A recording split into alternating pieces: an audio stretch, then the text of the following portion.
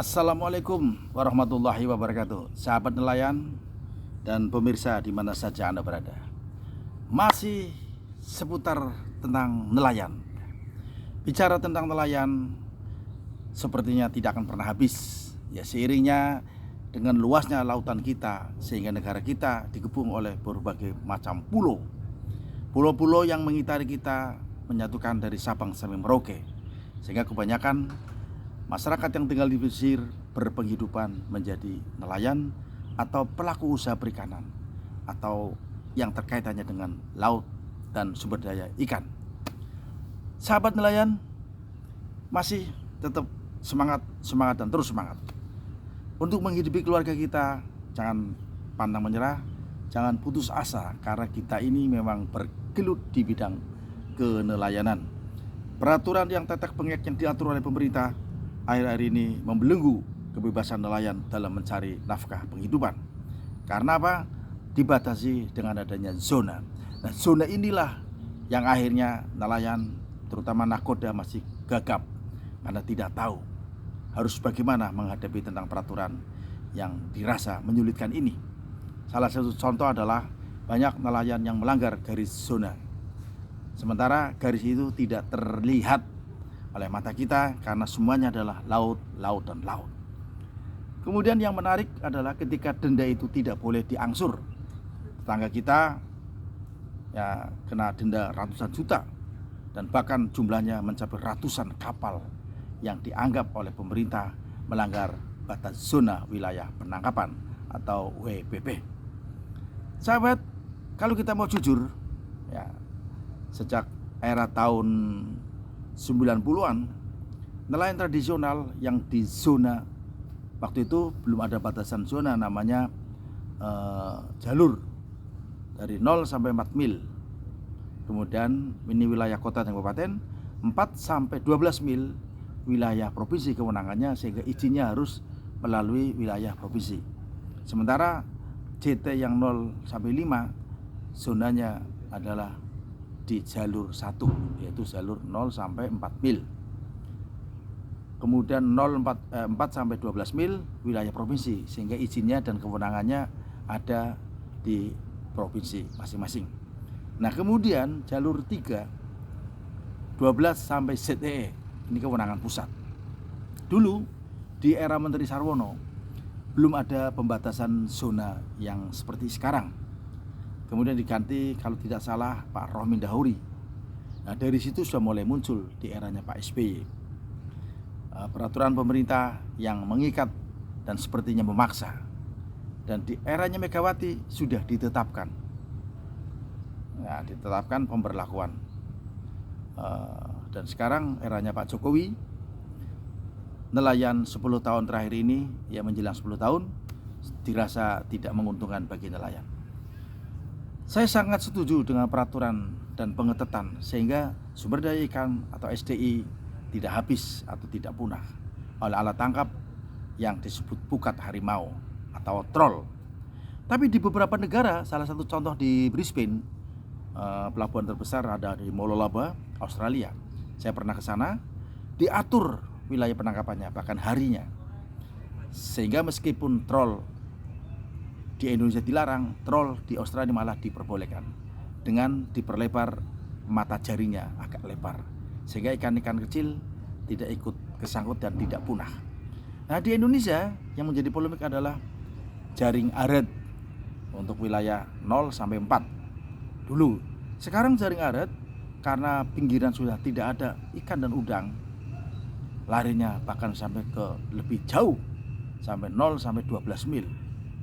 Bahkan ada nelayan kita yang sangat pemberani sampai ke perbatasan wilayah di Pontianak, Kalimantan, Sulawesi dan sekitarnya. Sekarang teknologi terus mengiringi sehingga alat tangkap yang namanya cantrang membuatkan nelayan di sepanjang pantura ekonominya mulai meningkat. Kalau kita lihat di era tahun 2000-an, 2000, 2005, sekarang sudah mencapai tahun 2023. Pemerintah sudah mulai melakukan pengetatan. Pengetatan yang dimaksud adalah pelarangan dan pembatasan jaring cantrang. Bahkan di beberapa daerah di sekitar Pontianak ada 2 nelayan cantrang yang dibakar oleh massa. Saya tidak tahu alasannya, tapi apapun, pembakaran kapal yang dipaksakan oleh masyarakat sekitar adalah pelanggaran hukum. Karena negara kita adalah negara hukum, bukan kehendak suka-suka masyarakat sekitar. Ini kalau tidak diselesaikan maka akan berdampak pada konflik horizontal antara nelayan. Padahal sesama nelayan mencari ikan di lautan. Untuk apa? Demi kesejahteraan keluarga. Apalagi pemerintah memaksakan dengan PNBP, penerimaan negara bukan pajak. Dan alhamdulillah barangkali tahun ini nelayan terus bayar pajak dan pajak. Sahabat nelayan, mari kita evaluasi lagi. Kembali ke jaring cantrang yang dilarang berubah namanya menjadi jaring tarik berkantong. Tapi di daerah yang namanya jaring aret masih, dan pemerintah setengah hati untuk menegakkan aturan. Saya setuju kalau pemerintah menegakkan aturan, dan saya sangat mendukung. Untuk apa? Kelestarian sumber daya ikan. Ya, kelestarian sumber daya ikan harus kita atur sehingga anak cucu kita bisa memperoleh penghasilan yang tidak jauh seperti ini penangkapannya. Saya kecil nelayan, kemudian remaja ikut membantu nelayan, dan besar kebetulan menjadi bergelut di dunia perikanan dan kelautan. Dan sampai sekarang saya masih aktif menekuni. Di belakang kita ada kapal-kapal yang saat ini belum beroperasi karena tingginya solar industri. Padahal dulu belum ada. Dulu dibatasi kapal yang di atas 30 gross ton menggunakan 25 KL per bulan. 25 KL, cuma rupanya banyak perlu pembenahan sehingga yang 25 KL sekarang sudah tidak boleh. Dirubah menjadi di atas 30 gross ton menggunakan solar industri. Tentunya dengan harga industri, bukan harga keekonomian, bukan harga subsidi.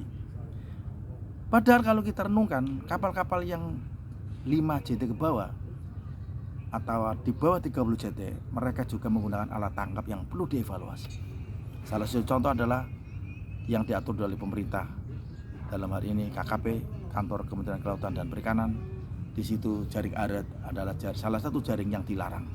Tapi faktanya masih banyak beredar, sehingga pelarangan jaring aret, trol, kemudian cantrang masih setengah hati. Nah, apalagi sekarang pemerintah sudah menerapkan moratorium, sudah tidak membuka lagi perizinan cantrang karena terjadi konflik antara masyarakat nelayan dengan masyarakat di sekitar sana. Namun sayangnya penggunaan VMS Visual Monitoring System tidak berfungsi maksimal, karena pada saat kapal dibakar mestinya pemerintah pusat segera tahu dan datang ke sana meluncur. Bukan berarti monitor kemudian melanggar dan didenda dengan bayar ratusan juta. Nah, kalau kapalnya mereka dibakar, siapa yang nemuin? Siapa yang akan mengganti? Terus apakah pemerintah mau peduli? Beberapa tahun yang lalu, awal-awal tahun 2023 terjadi kebakaran yang dahsyat di Kota Tegal. Itu pun pemerintah tidak memberikan apresiasi. Apakah diundang pemiliknya? Apakah ditanya? Ataukah diberi kredit lunak? Nah, untuk bangkit kembali, kita memang harus tetap tidak bergantung pada siapapun. Saya ingat berdiri di atas kaki sendiri. Jargon proklamator kita harus berdikari. Berdiri di atas kaki sendiri untuk menghidupi dirinya sendiri demi kesejahteraan nelayan seluruh Indonesia. Salam NKRI.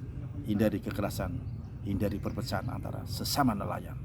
Kita saudara, sebangsa dan setanah air dari Sabang sampai Merauke adalah milik kita, milik kejayaan para nelayan. Hentikan pembakaran kapal dimanapun berada. Assalamualaikum warahmatullahi wabarakatuh. Salam sehat, Suki Selawase untuk Indonesia makmur.